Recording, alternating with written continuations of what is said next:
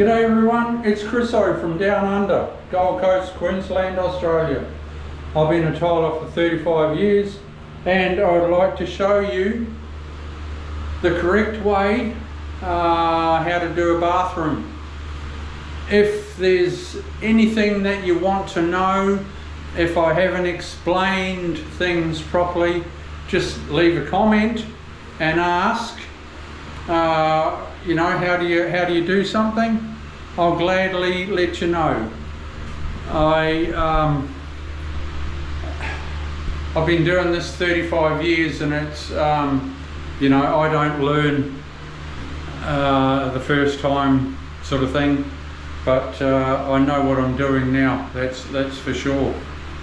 So stick with me and we'll carry on with this floor. I'll just turn the camera around. So we've got the shower done with all the correct falls. If you were watching a few minutes ago, I was showing you the correct way to do it.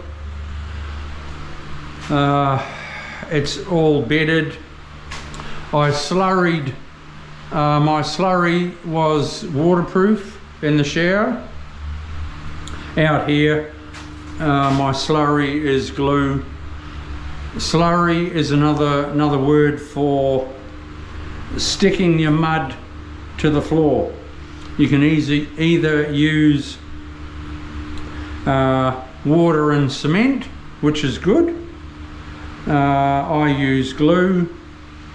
I sometimes use water and cement, and I use in the showers my waterproof. It's the third coat, and it's just that last bit of love that I give to my shower.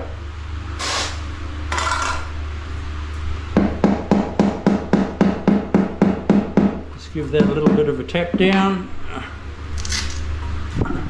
Yeah, so you get your mud spread out so before your glue dries. That's the biggie. Once you've got your slurry covered, relax.